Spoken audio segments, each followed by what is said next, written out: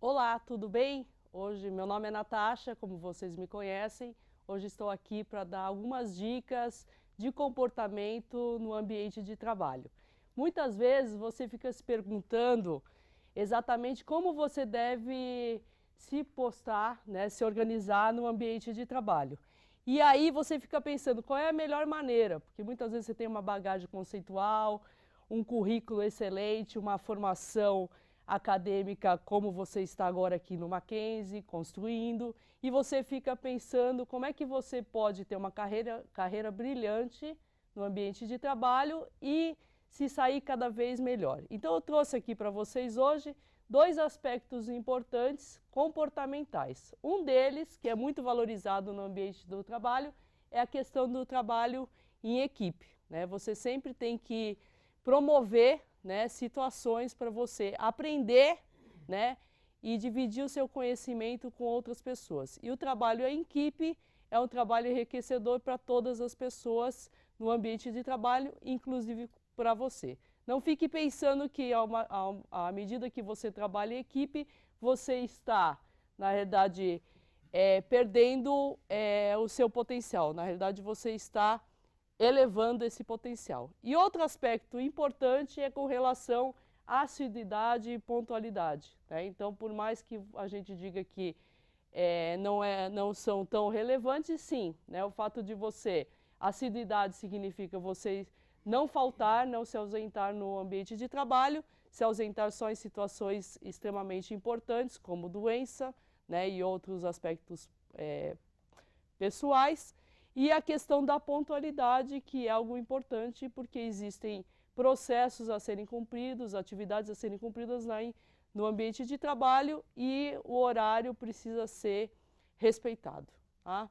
Então, dessa maneira, encerro hoje, né, duas dicas importantes aí para você, que busca, né, uma colocação e permanência no ambiente de trabalho.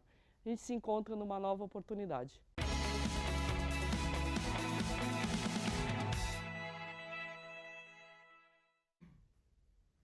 Olá, pessoal. Eu sou a professora Silvia Bianchi e acompanharei vocês durante todo esse processo de ensino-aprendizagem da disciplina de História.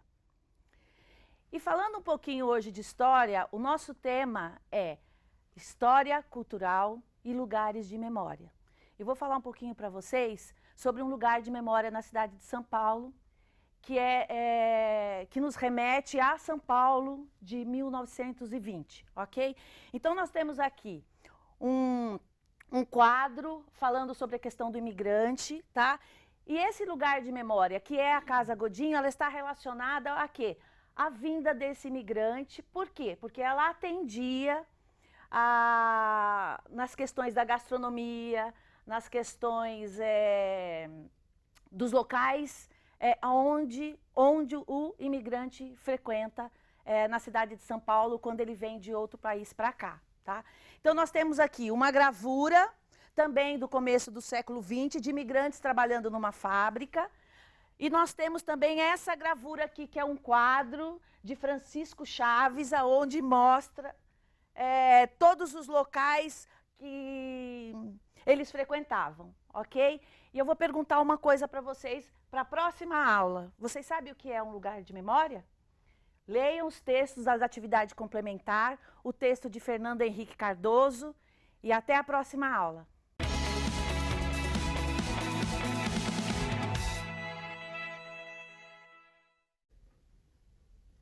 Bom dia, meu nome é Aglas. Estamos aqui numa sessão de treinamento e para efeitos de levar adiante essa sessão de treinamento, nos pediram para falar de alguma coisa, né? O que veio à minha mente enquanto éramos treinados, instruídos, foram umas imagens que passaram nos últimos dias nas transmissões dos Jogos Pan-Americanos em Lima, meu país, a minha cidade, aliás, né? E enquanto assistia aos jogos, fiquei pensando o quanto tempo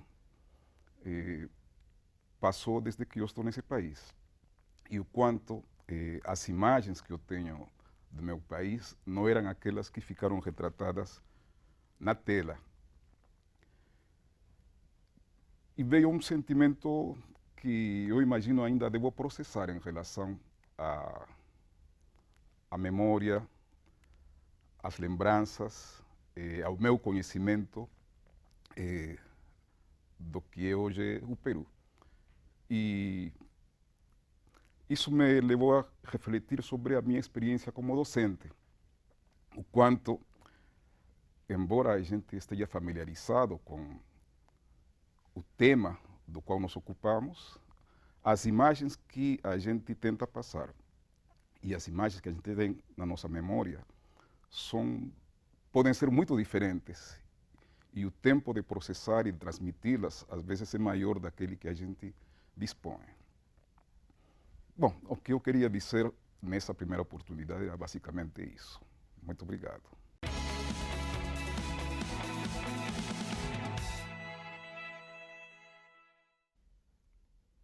Olá pessoal, eu sou o professor Cláudio Quirino. Vou falar para vocês um pouco sobre a questão do estudo, né? A organização do tempo para estudo e até para recuperação dos conteúdos que foram aplicados em aulas anteriores, né? Pois bem, eu sempre recomendo que para você fazer o seu estudo de uma forma mais eficiente, né? Você deve fragmentar a ideia do todo, né? Então você fragmenta esse conhecimento como um todo, né?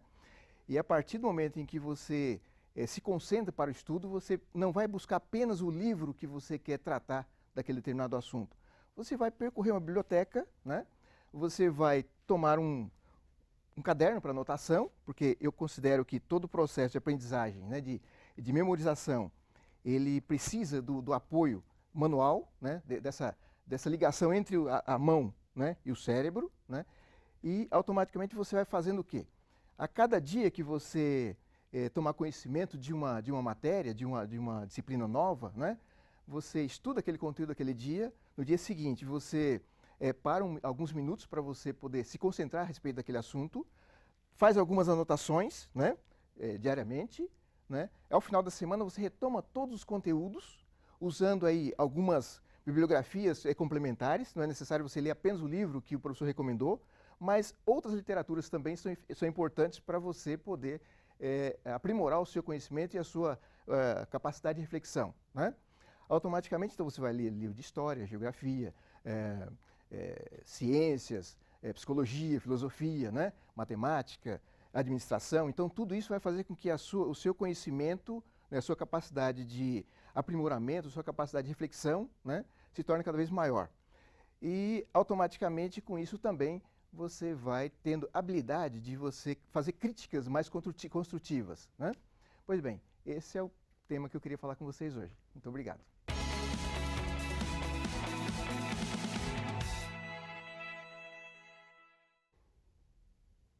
Olá, eu sou o professor Everton Quiniz e hoje a gente comentará a continuidade da aula do professor Quirino sobre o conhecimento e a pesquisa, né?